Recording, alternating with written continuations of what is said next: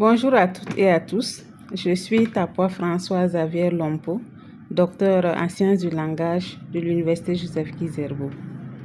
Avant tout propos, je voudrais adresser mes sincères remerciements ainsi que mes félicitations aux initiateurs de Goulmou Ma Fierté.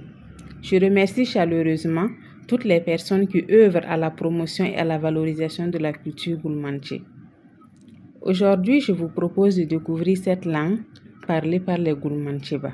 Nous verrons ses origines, quelques-unes de ses caractéristiques et sa valeur culturelle dans la construction de l'identité goulmantché, ainsi que son rôle dans la construction de la cohésion sociale d'un peuple reparti dans plusieurs États. Ainsi, le Goulmantchéma est la langue parlée par les Goulmantcheba, une communauté présente principalement en Afrique de l'Ouest et précisément dans 5 pays, à savoir le Burkina Faso, le Niger, le Togo, le Bénin et le Ghana. Au Burkina Faso, le Goulmantchéma est principalement parlé dans la région du Goulmou, notamment dans les provinces du Gourma, de la Tapua, de la Sirba, du Diamangou, de la Kompienga et de la Komondjari. Selon le recensement général de la population et de l'habitation, RGPH 2019, les locuteurs du Goulmantchéma représentent environ 6,8% de la population totale burkinabé. Selon les chercheurs qui se sont intéressés à la classification des langues, notamment Aina et Nurse 2004, les langues africaines représentent presque le tiers des langues du monde et sont estimées à au moins 2000 langues. Ces langues sont classifiées en 4 phylums que sont le Niger-Congo, l'afro-asiatique, le nilo-saharien et le khoisan. Les langues appartenant au phylum Niger-Congo sont estimées à environ 1436 langues, formant ainsi le plus grand phylum. Le Goulmantchéma appartient à cette grande famille de langues du fait de la complexité de ses classes nominales. Selon les travaux de Manessi 75, le Goulmantchéma fait partie des langues de type Gou, spécifiquement du sous-groupe Oti-Volta. Le Goulmantchéma se distingue des autres langues par la variété de ses classes nominales. La classification nominale du Goulmantchéma présente 4 fonctions, à savoir une fonction de classification purement morphologique, une fonction de quantification, une fonction de dérivation et une fonction de stratification du fond nominal de la langue. Et cette langue est non seulement une langue à classe, mais aussi une langue à genre. Elle présente 10 genres binaires, à savoir Oba, Oa, Boudi, Boui, Goudi, Li-A, Ga-Mou, un morphème 0 et le morphème Mba, O-I, Ou-I et un genre unitaire Ma. Le Goulmantchéma se distingue aussi par l'accord de classe. Dans un énoncé, les termes qui déterminent ou remplacent le substantif portent obligatoirement les marques de classe de celui-ci. Par exemple, lorsqu'on remplace un nom par un pronom, on ne choisit pas le pronom au hasard. Il doit appartenir à la même classe que le nom. Nous avons les exemples suivants. Onilo, lorsqu'on dit Onilo, on dira alors Oyino. La personne, il l'a appelé. Lorsqu'on dit Lidieli, on dira Bimali. La maison, ils l'ont construite.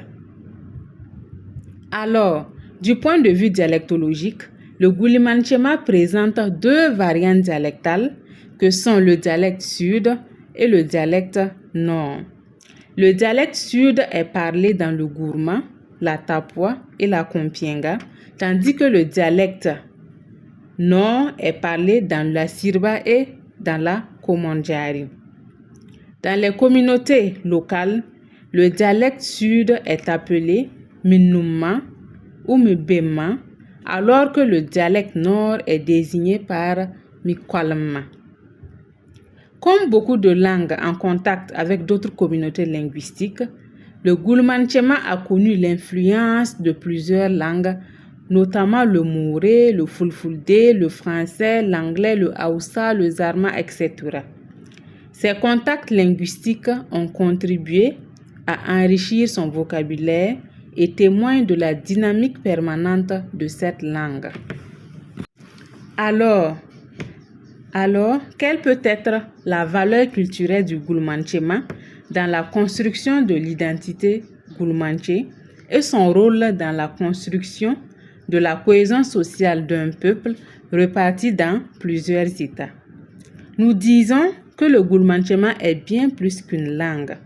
Pour les Gulmancheba, il représente un élément essentiel de leur identité. En le parlant, ils partagent une histoire commune, des traditions et une manière de voir le monde héritée de leurs ancêtres. Malgré les frontières qui séparent aujourd'hui les Gulmancheba entre le Burkina Faso, le Niger, le Togo, le Bénin, cette langue continue de les unir. Cette unité s'explique aussi par l'histoire. Lorsque les Burkinabés sont arrivés dans le Goulmou, ils ont adopté la langue des populations locales. Le Gulmanchema est ainsi devenu la langue commune de tous les Gulmancheba et a contribué à construire leur identité collective. Aujourd'hui encore, cette langue occupe une place centrale dans la vie sociale. Les cérémonies traditionnelles, les rites d'intronisation des chefs, les généalogies, les proverbes et les écrits des griots sont transmis en Gulmanchema. À travers ces paroles, ce sont les valeurs, la mémoire et les règles de la société qui sont préservées. Le Gulmanchema joue également un rôle important dans la cohésion sociale. Bien que les Gulmancheba vivent dans plusieurs États, ils continuent de communiquer, de célébrer certaines traditions ensemble et de travailler à l'harmonisation de leur langue. Le Gulmanchema crée ainsi un sentiment d'appartenance qui dépasse les frontières politiques. En somme, le Gulmanchema n'est pas seulement un moyen de communication. C'est une langue qui porte l'histoire, la culture et les valeurs des Gulmancheba.